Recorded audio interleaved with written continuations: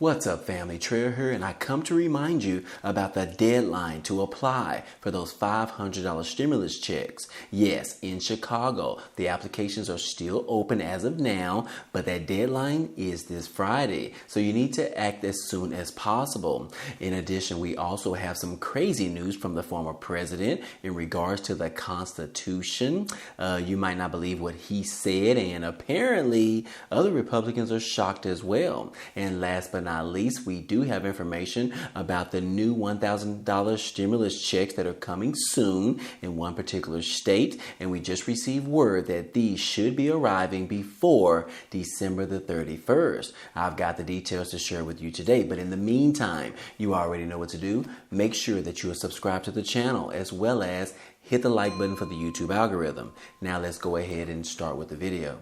Starting off, we have a little bit of an issue in one particular county, and now it has turned into a state of emergency. Yes, Moore County in North Carolina is having a state of emergency that was declared in Moore County after power substations hit with gunfire. Yes, guys, a state of emergency is in effect in Moore County after a massive power outage caused by damage to substations by firearms. This is a little bit weird, but anyways, guys, they are telling us that someone shot firearms, guns, at these particular substations, which ended up damaging the systems. And now the FBI is actually investigating. Yes, guys, it says right here that the state of emergency was declared. The FBI is now investigating the power grid attack on Moore County, or in Moore County, according to the Sheriff Department. Yes, it says that more than 33,000 people in Moore County are still without power. And the outages began just after 8 p.m. on Saturday night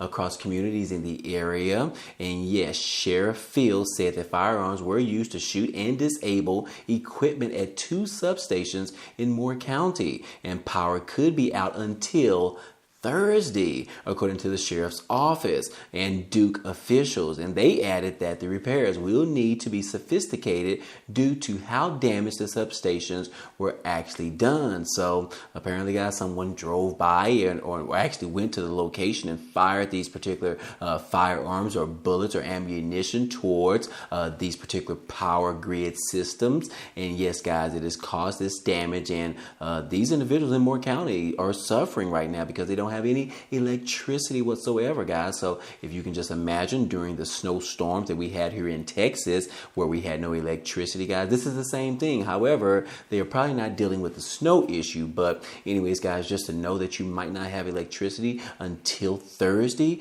and for this stupid reason, guys, that is pretty crazy. But anyways, guys, we do have some information in regards to the former president, Donald Trump, in which over the weekend, guys, he called for them, or Congress, or the American people, to suspend the Constitution.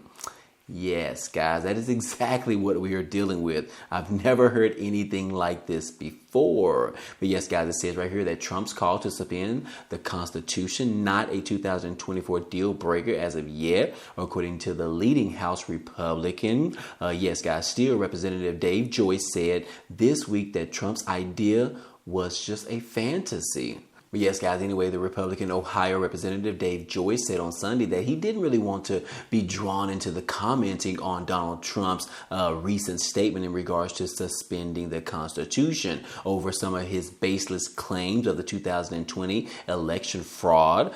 Joyce, the chair of the Republican Governance Group, which is a centrist group in the House, was asked by ABC this week and the anchor George Stephanopoulos to respond to Trump's post on Saturday on his Truth Social platform. And yes, guys, he did not necessarily want to respond to this, which he did decline. However, he was saying he didn't know what Trump said on social media and that the public wasn't interested in looking backwards. But Stephanopoulos pressed further, and Joyce ultimately said that Trump's comments should be taken in context, but that it wouldn't prevent him from supporting Trump if he ends up winning the nomination. So anyways, guys, yes, this is kind of shocking, but we do have other information in regards to some other Republicans in which most of them, as you can see in this statement, most of them pretty much are staying silent about this particular comment by the former president. It says Republican leaders, mostly silent over Donald Trump's call to suspend the Constitution. And yes, guys, as party leaders remained silent, a few Republicans on Sunday rejected Donald Trump's extraordinary suggestion for termination of the U.S. Constitution and his installation as president. This is what kills my party right now, according to the former New Jersey governor, Chris Christie, which is a Republican who is considering running in the 2024 presidential campaign run against Trump as well as the others. But anyways, Mike Lawler, an incoming House Republican from New York, told CNN State of the Union that obviously I don't support Trump's demands and that the Constitution exists to protect the rights of every American. Lawler and others suggested that Trump needs to get past his 2020 election loss to President Joe Biden. He said in a statement that, look, I think the former president would be well advised to focus on his future and if he is going to run for the president once again. So it looks like that Republicans are not necessarily standing with Trump. However, they are not denouncing him as well. They are pretty much staying silent overall. And that is because they don't necessarily know who they're going to have to run and vote for once it gets that time to actually go and vote for the next president of the United States. So that is probably why they are trying to keep silent right now. Don't want to necessarily shoot themselves in the foot in case they end up having to vote for Donald Trump. So again, guys, what do you think about this? Do you think that we should look at the idea of suspending the Constitution? This is kind of weird because we know that during his presidency, he was actually saying how he needed to support the Constitution in regards to the rights to be able to carry a firearm, the right to be able to say what you want, freedom of speech.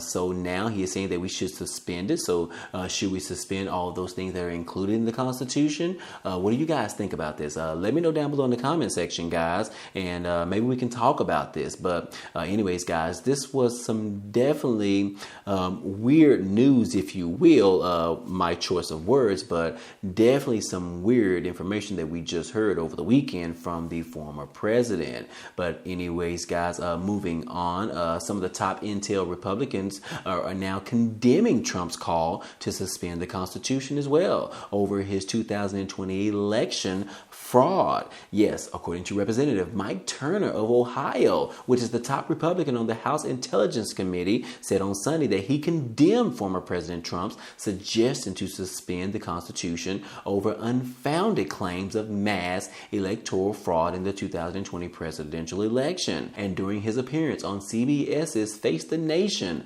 moderator Margaret asked Turner if he condemned Trump's post on Saturday calling for the termination of all rules, including those in the Constitution, over his election claims. And she said that absolutely. Turner responded and said that, look, I believe, answering your question, that people certainly are going to take into consideration a statement like this as they evaluate the next presidential candidate. Trump formally entered the 2024 presidential race last month, and the post marks the latest instance of some in the GOP criticizing the former president since his announcement. And also she said that, look, I, first of all, vehemently disagree with the statement that Trump has made, according to Turner on CBS, and Trump has made 1,000 statements in which I also disagree.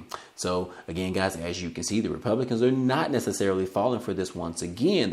Some of them are trying to pull away from the former president, and then some of them are still trying to cling on hold to him. But anyways, guys, I believe necessarily that if you are on the Republican side, I believe that Governor Ron DeSantis, if he decides to run, that will definitely be a better candidate. I do not believe that we need to look towards any of the previous candidates, such as President Joe Biden or the former President Donald Trump, but that is just my opinion. But anyways, guys, you can make your own decisions as you wish, but I'm just reporting the news to you, and that Donald Trump wants to maybe, or like the idea of suspending the Constitution. But anyways, guys, let me know how you feel about that. But moving on, guys, hey, Congress is now considering taking back the military vaccine mandate. We saw that there was a big uproar during the 2020-2021 2021 time period in which COVID-19 was very hot on the table. And then back then, the military actually enforced the vaccine mandate, which caused a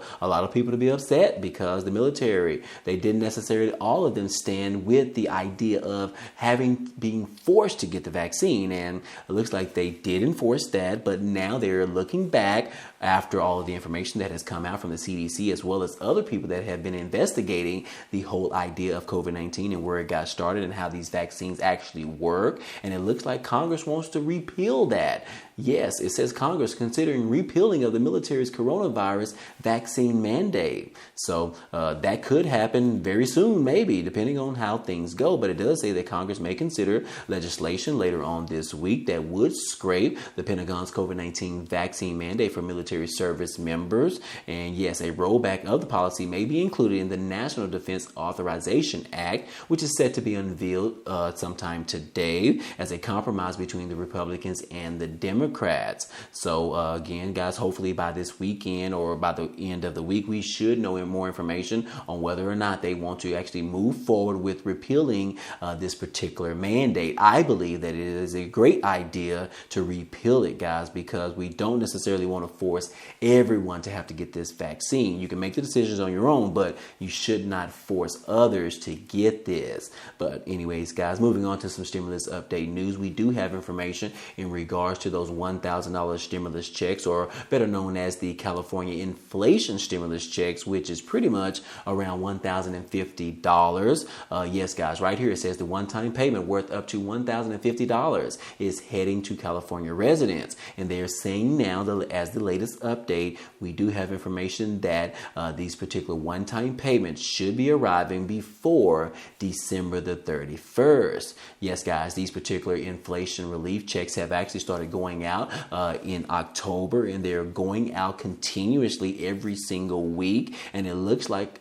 they should have all of them or majority of them going out or have gone out by the end of this month. It says right here that California residents are still waiting to receive that $1,050 to help offset some of the cost of rising inflation rates. Can also expect the next wave of payments to arrive by the end of December. Officials are set to begin distributing more of the state's middle class tax refund payments throughout December, sending roughly around $9.5 billion to California residents through direct payments, according to ABC 10 News. So anyways, guys, if you are in line to receive one of those, the good news is that you don't have to wait much longer, less than 25 days or so. But yes, you are going to be receiving your money if you haven't already, because some people have already received it. But for those of you that still are waiting, yes, you should be able to receive this one-time payment by direct deposit by December the 31st. So definitely want to be mindful of this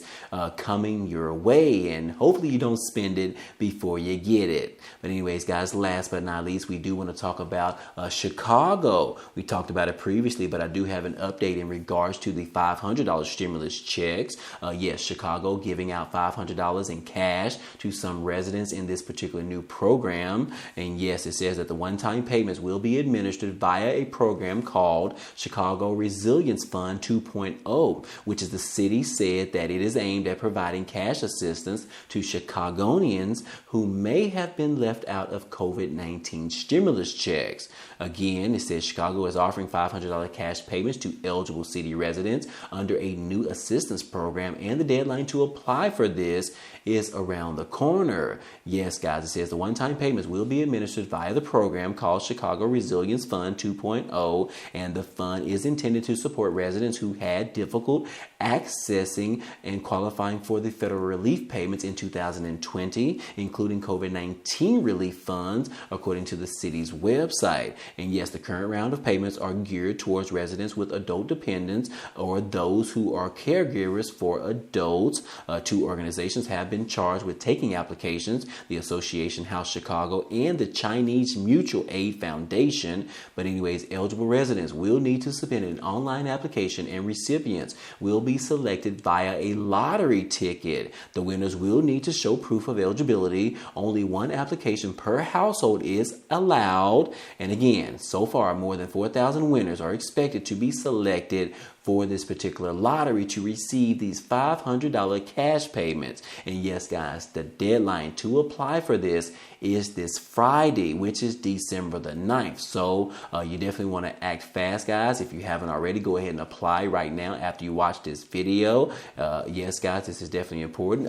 Some of the key eligibility requirements is that you must reside in the city of Chicago and you must be 18 years of age or older, as well as your household income level should fall or be below 300% of the federal poverty level, as well as you must have already filed your taxes in 2019 and claimed a dependent of 17 years or older. But again, guys, that is just the information we have for you today, but I will include a link to this article down below so that you can read all of the eligibility requirements out and decide whether or not exactly where to apply for these applications. This particular article will give you all that information that you need. So anyways, guys, I hope all this information in this video was helpful to you today. Well, anyways, guys, hey, that's all I have for you today, but feel free to check out some of the links down below because it is a great way for you to be able to support this channel, as well as an opportunity for you to receive some free cash, some free money, as well as how you can get 12 free stocks from Webull that could be worth up to $3,000. And all you have to do is just deposit